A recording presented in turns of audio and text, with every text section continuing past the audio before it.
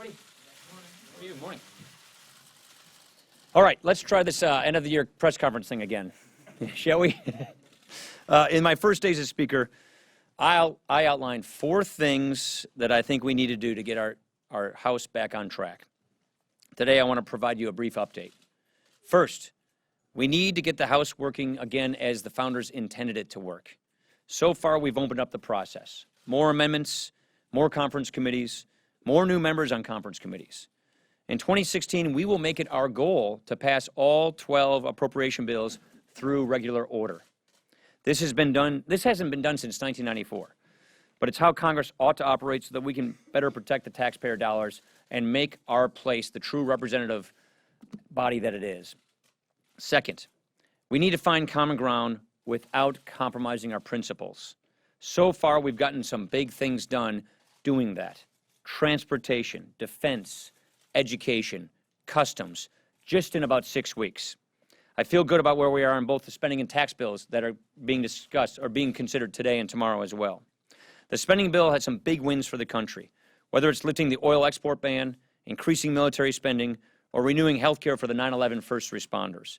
And with this tax bill, finally with this tax bill, families and businesses are going to have the long-term certainty that they need instead of scrambling year after year to find out what's next. Third, we need to be an effective opposition party. This spending bill reins in the IRS. It stops the EPA overreach. It blocks the several Obamacare provisions, and it prevents a taxpayer bailout of the Risk Corridor program. And when we return in January, the House will put an Obamacare repeal bill on the floor and pass it and put it on the President's desk. This bill will also defund Planned Parenthood. We're going to keep working to give families relief from this law while we work to dismantle it and replace it altogether. Which brings me to the 4th point. We need to be a proposition party. 2016, we're going to be a proposition party. As I told our members this week, I didn't become Speaker to sit in a room and make big decisions on big bills. I became Speaker to give us a horizon to shoot for, to lift our gaze so that we can show the American people who we are and what we believe and what we're going to do to solve their problems. That's why our top goal in 2016 is going to be to put together a bold, pro-growth agenda for the country. We will offer the people of this nation a real choice and a plan to restore a confident America at home and abroad. This work will begin at our retreat next month. So I feel good about where we are right now. I feel good about what we've been able to accomplish in just a few short weeks. And I feel very good about where we're going in the next year. With that, I'd be happy to answer your questions. Ryan, why are you, Penny Starr with CNS News, why are you waiting? Yeah, thank you for introducing yourself. Why are you waiting until, why isn't the defunding Planned Parenthood in the omnibus? It's in the reconciliation bill. The reconciliation bill was the vehicle we chose long ago.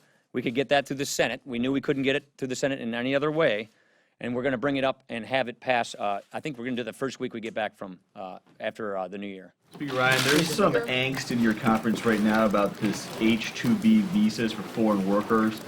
Senator Sessions says that it will cause higher unemployment and lower wages for Americans. The seasonal workers will go from 66,000 to 250,000.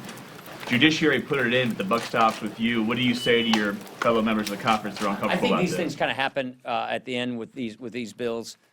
This policy went through the committee process. This policy was passed by the full Appropriations Committee in July with consultation and approval by the House Judiciary Committee. So if you have any questions about the substance of the proposal, I'll refer you to the Judiciary Committee. But this has been out there for a long time. Our members had listening sessions with the appropriators all during the construction of this bill itself.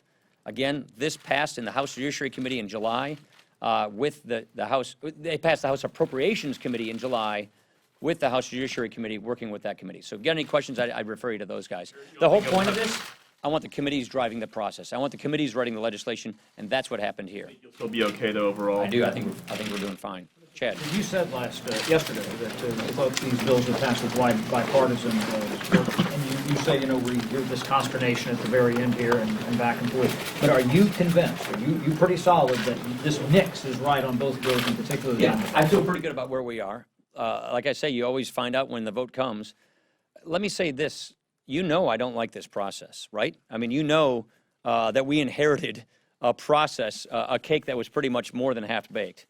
I don't like the way that these bills come together because I think we should do these separately, individually, through what we call regular order. That's why I just started this press conference saying, next year, we're going to do things differently. Next year, when we have a fresh start, we're doing things differently because I don't think this is the way that we should be governing.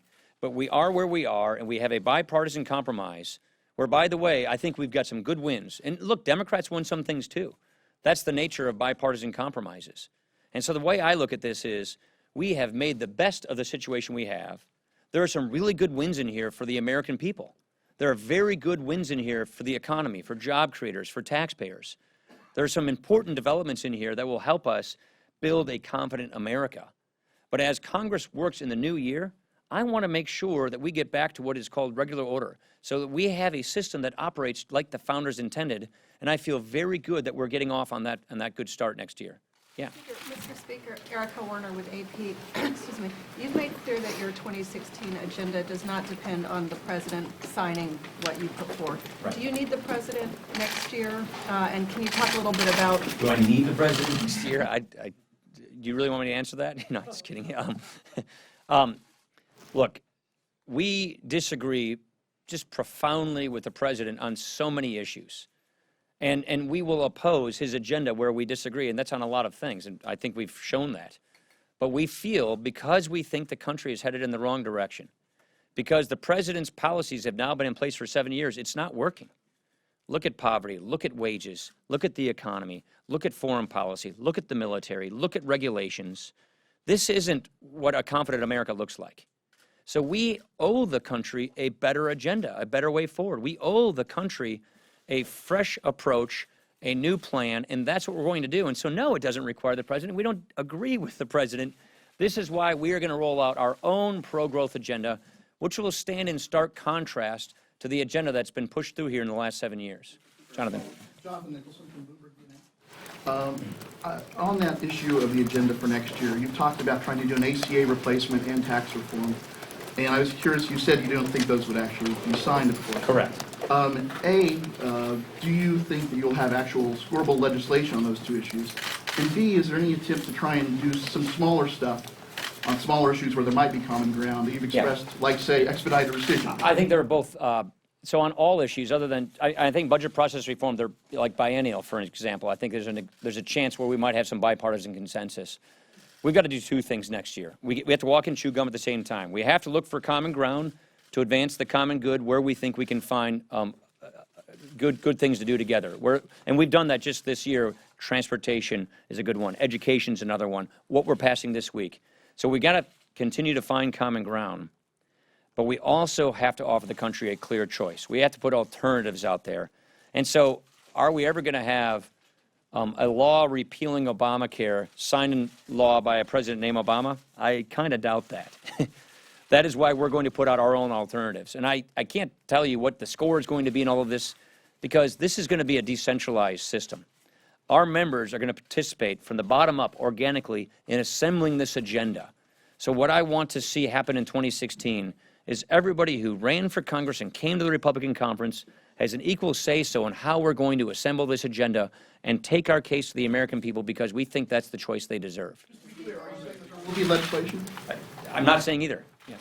Mr. Speaker, when you talk about putting out this bold agenda, are you going to actually bring these bills to the floor and have the House vote on them so you can show how much? Sort of like what Jonathan said, that's going to be decided by our members. So that's why I say I don't want to presume to have it all figured out, because we haven't, as a team, decided exactly when and under what context we're going to be rolling our agenda out. So those are details to be decided jointly as a House Republican caucus in concert with our friends over in the Senate. Speaker Ryan, you said you didn't want this job. You talked about how much you didn't like this process. What's it been like to be Speaker? And since the House isn't really going to be around that much next year, what do you? Is the House going to be around that much next year? You're not in session a lot of days next year. What are you going to be doing in 2016? When you're not here? Well, my routines are pretty well known. So let me start with the first thing. This job is an absolute honor. You know, I always watched this job from the outside, never wanting to go into elected leadership, always wanting to be a policymaker and becoming a chair to work on the issues I really cared about. And I was honored to do that. First of all, I'm thankful for the people of Wisconsin's 1st District to give me this chance. And I'm grateful to my colleagues for asking me to and become Speaker, for putting me in this position. It's a great honor. It's a tremendous responsibility. And I'm going to exercise this responsibility to the best of my abilities. And one of the things that I've always thought this place needed was more regular order, more participation, democratizing the institution, small d democratizing. And that's something that I think we've done. I think what I have found in the last 6 weeks is by opening up this process, by having more member involvement, by having the place work the way it was intended, is we've taken a lot of pressure out of the system. I think members feel like they can come and do their jobs better, and I think constituents, as a result, are better represented. So I feel very proud of what we've been able to accomplish here in just a couple of months, and I'm excited about getting on to the rest of our agenda in 2016. Right here. Back on the next year's agenda, and then also one follow-up on this. You've talked about the incumbent president. What about an agenda that gets out in front of the wake of your nominees? Well, I said this before. We may not have a nominee till, I don't know, June or July. I think it's a little late to all of a sudden show the country who we are and what we believe and what we're going to do if they give us the honor of being in the majority and having the White House and being able to pass our agenda. We know who we are. We know what we believe in. We know what our principles are. So we ought to take those principles and apply them to the big, wrenching problems of the day to offer the American people real solutions to their problems, to give them a very clear choice. The way I see this coming down is it ought to be up to the people of America to decide what America looks like after 2016. And we have a role to play in that. And basically punting and kicking the can down until the summer, I don't think is a good use of our time. That's why we're going to be beginning the assembling of our agenda as soon as we come back out of New Year's. And have you lost a bunch of weight since you became Speaker? Have I lost so much of weight? Does it look like it? It does to me. But Oh, really? No, I stay the same. I've weighed the same, like your within bench like 2 or press 3 estimate? pounds for like the last 20 years. So no, I haven't lost any weight. Nothing at all. Merry Christmas, Happy Holidays.